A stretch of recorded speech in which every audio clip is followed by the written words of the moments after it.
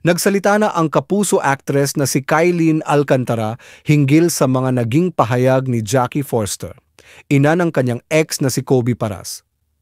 Sa opisyal na pahayag ng Sparkle GMA Artist Center, sinabi nilang, nais na lang ni Kylene na mag-move on sa issue.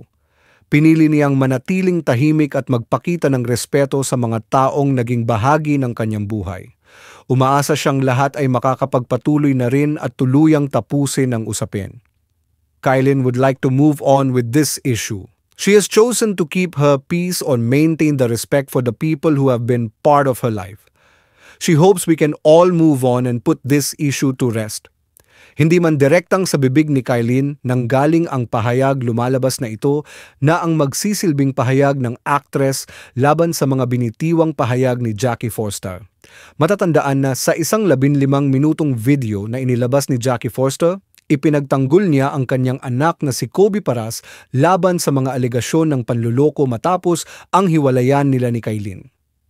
Ayon kay Jackie, inilarawan niya ang relasyon ng dalawa bilang toxic at sinabi niyang ramdam ni Kobe na siya ay nakakulong sa isang hindi na maayos na pagsasama.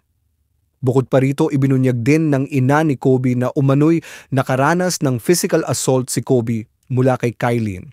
At ikinuwento rin niyang minamaliit di umano si Kobe ng mga magulang ng aktres. Sa kabila ng mga isyung ito, nanatiling tahimik si Kobe at hindi pa nagbibigay ng pahayag hinggil sa isyu.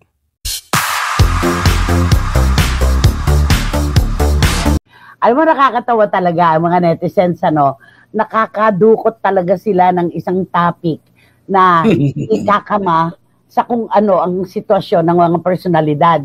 Katulad kay Kylene Alcantara, ang sigaw nila, maghanap ka na lang ng boyfriend na wala ng nanay. Ano Ayun to? na.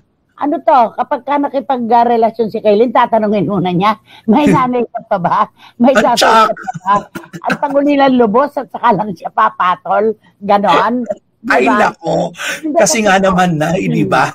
Kasi naman lagi na lang ang problema, ang problema lagi may issue pagdating may nanay, disgustuhan. Ganito po yun, mga kapatid. Ibang lahi po kasi tayo, mga Pilipino. Yung ibang lahi kasi wala silang pakialam kung ayaw man ng pamilya nila yung kanilang pakakasalan o karelasyon. Iba po ang Pinoy. Tayo po nanliligaw pa nga ang mga kalalakihan.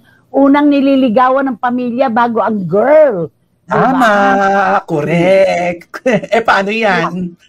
Gagawin kaya ni Kylene yun? Oo nga, para lang makaiwas siguro, sinabi na rin ng mga sumusubaybay sa karir niya, oo nga, siguro mas mabuting lang siguro yung mga wala ng mga magulang para wala na rin siyang pakikisamahan at wala na rin mga isyong darating. Isang puntos ito na nasilip ng ating mga kababayan na bakit ganon ayaw sa'yo ng pamilya na nagiging boyfriend mo? Kasi vindicated dito si Miguel Tan Felix, si Mavi Legaspi, tapos si Kobe Paras. Dahil kasi, nung palabasin na napakaitim ang pagkakapintura sa pangalan at imahe nila, nagsalita ang mga magulang.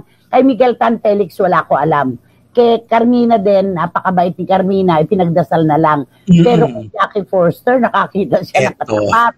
Diba? Talaga. Ito talagang nagsalita. Nilantad talaga, diba? Kaya ang sabi ng mga kababayan natin, next time na makipag-boyfriend ka, alamin mo, walang nanay, para wala kang kalaban. Diba? Yan. Eto, pakinggan natin kung anong masasabi ng ating mga CFMers. Eto.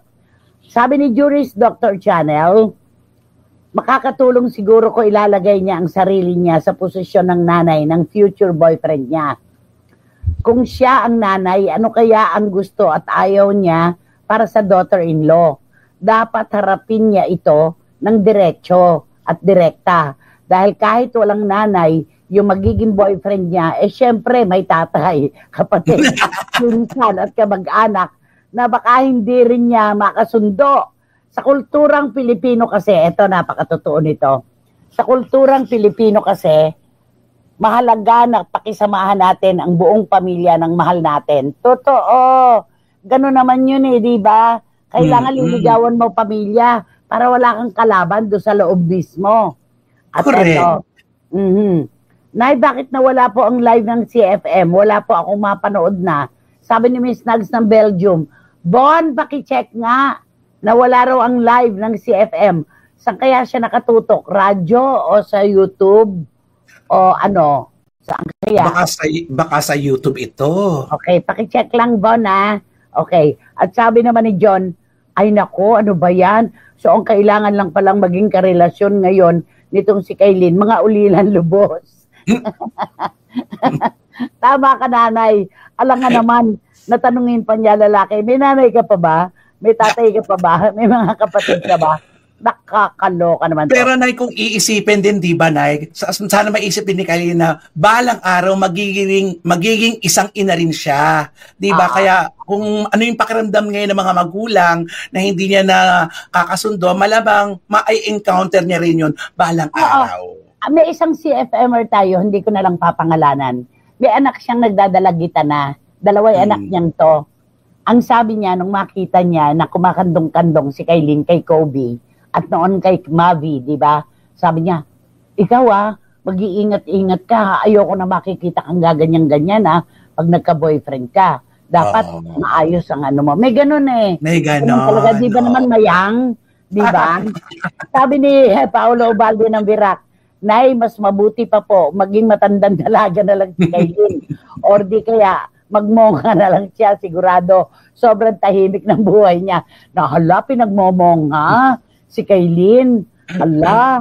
Tapos sabi naman ni Boy si Karagay, dapat yan behave ka, Kaylin, para magustuhan ka ng madir ng future BF mo. Huwag kang masyado sigurong mataray sa BF mo. Okay naman po ang CFM sa YouTube. Sabi ni Boycie, nako si Snag sa radyo.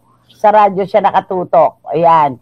Sabi ni Dan Clavesillas, mag-soul searching ka rin naman pag may time ka, Kaylin.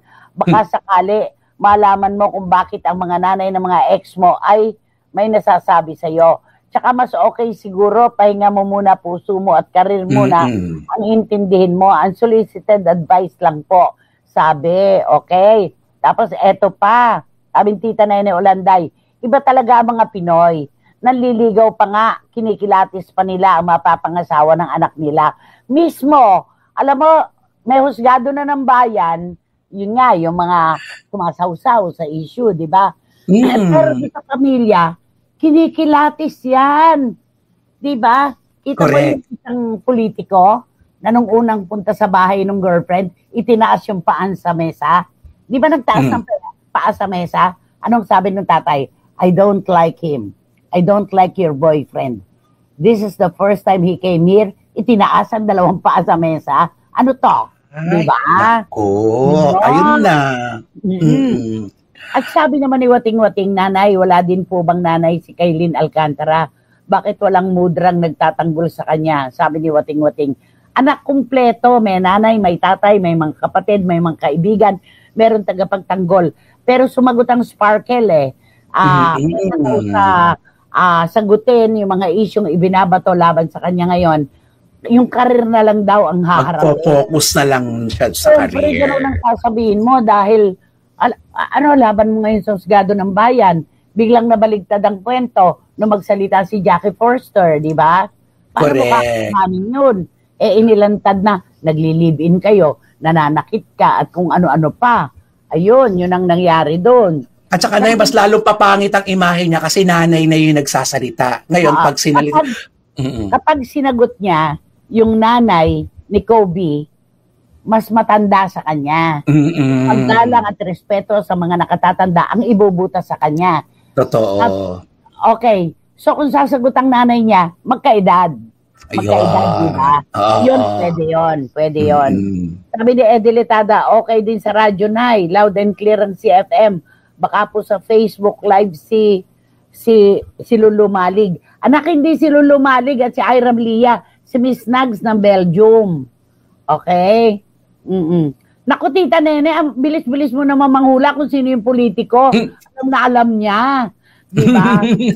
Kasi carry naman po sa YT Nay. Dito po ako nakamonitor. Yes po, Nay, agree. Doon po siya sa ampunan maghanap na magiging jowa. Yes, Nay. Ako po, yung BI mo po na nakaladkad sa anak kapag naging makyondi Ay nako, sa bahay ampunan. Yung mga iniwan ng mga magulang. Sabi ni Mayang, sabi ni Lara May. At sabi ni Boycie Karagay, kasi po, pag maganda ang ugali mo sa karelasyon mo at sa pamilya ng karelasyon niya, yun ang magiging first and last impression mo sa family. Tama, oh. At sabi ni Ching Bautista Silverio, bakit parating may issue itong babaitang ito every time nakikibreak siya sa karelasyon niya? Oo, yun ang tanong ng bayan, di ba, Ching? At sabi ni Toby Murabe, loud and clear po kayo ni Kuya Romel sa lahat ng aspeto, sabi ni Toby Murabe. Salamat, Toby.